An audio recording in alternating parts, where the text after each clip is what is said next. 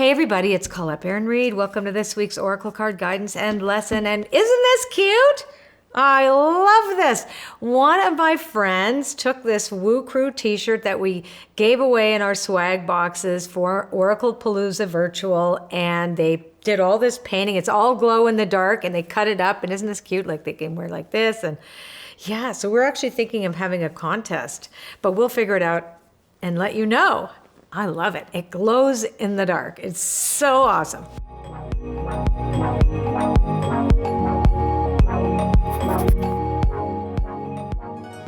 Okay, now let's actually do the reading, okay? So here we go. We are going to pull one card as the anchor card, and the rest of the cards tell the story that really give us more information about that first card. We're doing the Celtic Cross, and we're using Wisdom of the Oracle, which is the deck that I teach with in Oracle School, which is going on right now. Super excited. We have a great turnout this year. We're really happy, and here we go. All right, so the first card, what are we doing for the energy of this week? So what's it reflecting in the cards, and what can we basically look forward to? Yeah, receptivity. So this is a great card because it indicates that we're in that wait and see curiosity mode, which is always excellent. Rather than deciding in advance the way something is supposed to be and then taking action, this is really more about being receptive to information that comes to us and then being curious about what that could mean, or what are we going to make it mean. The next card will tell us whether there's an obstacle to that or the nature of how to work with that obstacle energy, if at all. Oh, and it's flexible. So that means these two cards are very complementary. If you are rigid, for example, though, which is what the flexible card in this position reminds us to avoid, we can't be curious because we're refusing to accept that something could be a little different. The form could be different. The manner in which it's presented to us may not be what we think, etc. It's actually reminding me of a conversation I had today with my husband. I was like, no, it has to be this. And I'm like, oh, okay, but what if I was curious? And what if I was receptive? And what if I could just hear what the possibilities were? And maybe I would then have more options. That's what this is about this week. We need to be flexible to have more options. And we need to see what is available to us. I'm going to choose this bottom card, is at the foundation, which is about forgiveness. So, this is very interesting. So if we let go our need for things to be exactly as we want them to be, then we have a lot more room for forgiveness as well, and making amends to other people. Say we had expectations that felt we were entitled to, and it didn't happen that way. And so this is really a beautiful trio here of cards that represent that relaxed receptivity that we need. And this is a softness, the card around softening and allowing other people to be just who they are. Now let's see what lesson we are coming in with that we've already learned, and that's about thinking before we speak or act. Think before we speak, think before we, as we know, a lot of people are, especially on social media, you have a lot of unconscious commenting. Like we don't think, we just react. And so this is really saying, in order for us to feel that sense of being in flow with the universe, etc., it's avoiding all of that. And it's really more about, okay, is this the thoughtful approach? Am I going to think before I post, if you will? That's a lot of how we communicate with each other, but it's also about just how we speak to one another, not to make any assumptions without knowing the full understanding of what's happening. Now, this is great. The highest we can attain right now is clean it up. So clean it up is really about cleaning house, and it's perfect mirror to mending, right? It's about, okay, so I'm going to clean up my side of the street, means I'm going to let go of my resentments. I'm going to let go all my tight hold on how I think things should be, and I'm going to be receptive to see and curious to see how the flow operates for me and others. Because remember, there's more. These days, we comes before me. This is the highest good for all, not just my highest good. Then the two can go side by side. So now what's around the corner? Co-create. I love this. So beautiful week. Again, now we know who we're talking about when we're saying we're receptive to. So it's not just other people. I'm going to spend a little bit more time on this whole storyline here. Because co-create represents partnership with the divine.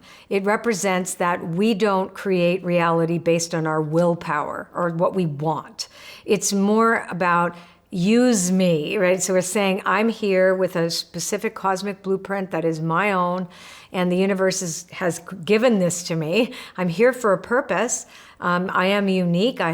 You're saying that to yourself, right? Okay. But we're not here to serve ourselves. We're here to serve the agenda of the higher power.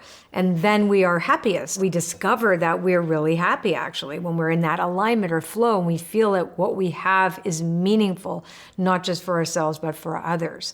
So what's great about this is maybe, and I think I notice knee-jerk reactions a lot when, for example, we went through the first pandemic piece, then we had the biggest social justice movement in history, and then all of a sudden the pandemic's back again, and then we have all of this environmental issues and just so many things piling up in terms of the external world. And then it could make us think like, well, what if there is no higher purpose? What if there is no divine quality to life? And I've actually seen posts around that kind of sense of, we go back to that egoic need to have things the way we want them to be. And so that we think that, oh, is God punishing me or God giving me something? It isn't about that. There is no Santa Claus God. This is more about energy. It's more about the universe is made up of energy, and that energy is conscious. We are conscious, but when we open up to the consciousness of something greater than us, then we could be used for a greater purpose. So, and that's what this is saying. Now, let's take a look at the 4 events that are coming up for us. So remember we did yin. Yin was crossed by flexible. Flexible reminds us not to be rigid. The only way that we can receive information is to let go our tight hold on the way things should be. There we go again at the foundation is the forgiveness of that should be, the shoulda, woulda, coulda. The highest we can attain is clean it up. We've already learned not to overthink things, and co-create is where is what all of this is all about. Now let's do the 4 events. And these are typically in flow, and I have noticed week to week that they have been pretty consecutive. So, it makes a lot of sense. I expected the chaos and conflict. This is very interesting. I don't have my husband here to tell me if to change this. So it's good. Actually, it looks pretty good, Mark. I did good. Well, let's move this out of the way a little bit, and then we're going to go like this. Okay, this looks very nice and tidy. I'm so happy. There you go. For all you Virgos out there, I did something very tidy. All right, let's talk about chaos and conflict. That is everywhere right now. I was saying to Mark the other day, when we were sitting outside talking, because I was feeling, my school just opened, and at the same time, so we have all this going on, and it's really great.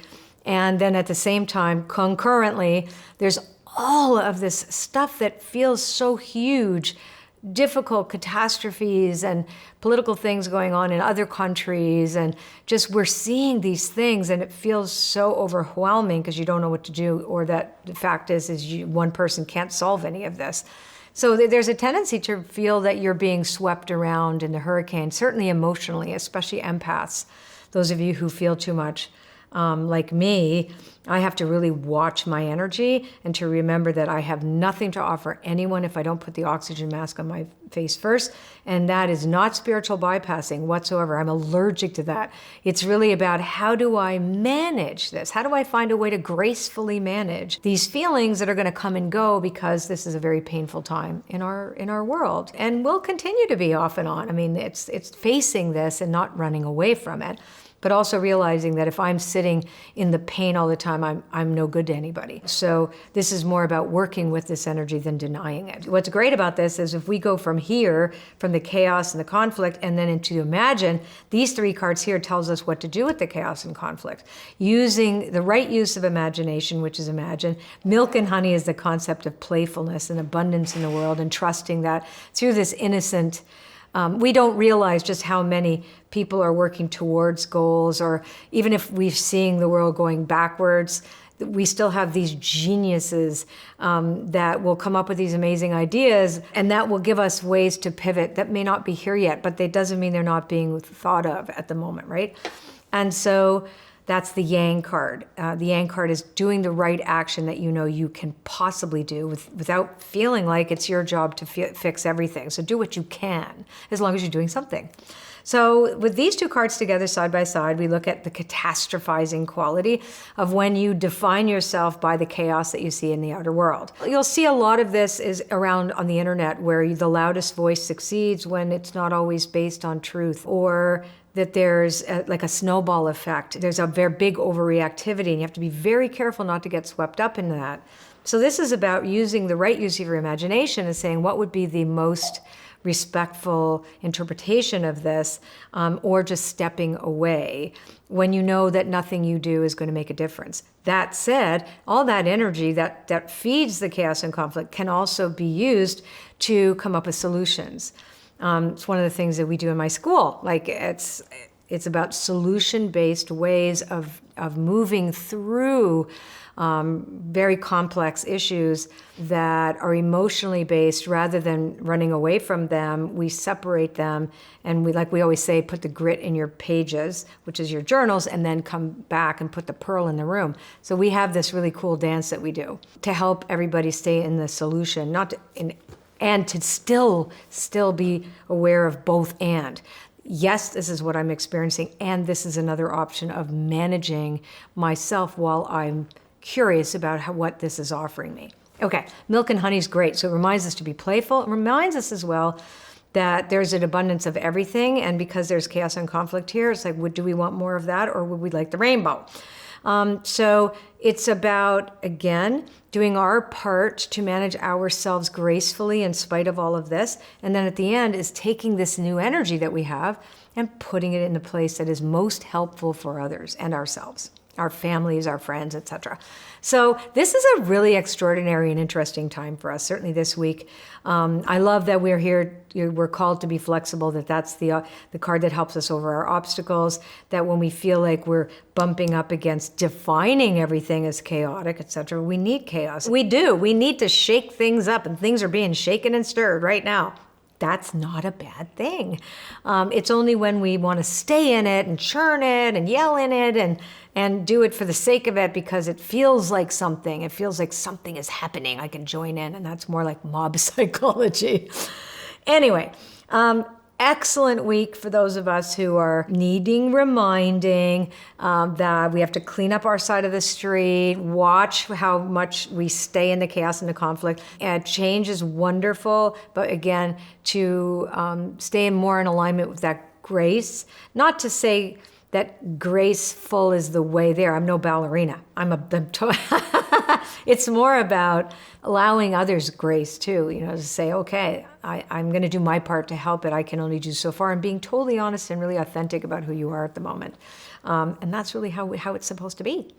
Okay, this is a great week, and I will see you next time. And stay tuned for more information about how to do these t-shirts.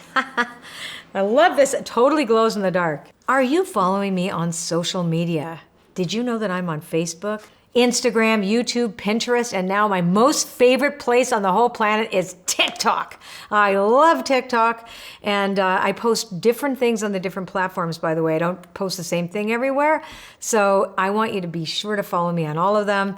Like I said, TikTok's my new favorite. Love Instagram, Facebook, all of it. It's all really important. It's the way that we can stay in touch with you. YouTube. We are putting together a great podcast for the end of the year, beginning of next. Stay tuned on that one. It's called Inside the Woo, coming to you live from the Corner Fringe in Maine. So this should be fun. And again, more info about the t-shirts, and we'll be posting all of that on our favorite social media channels. So I will see you on one of them. All right. Take care. See you next time. My husband is standing behind the camera going like this. Anyway, thumbs up. I love to see those thumbs up. Like the page, like my video. And if you could leave me a comment, I love reading your comments, see what you have to say. Okay, I'll see you next time.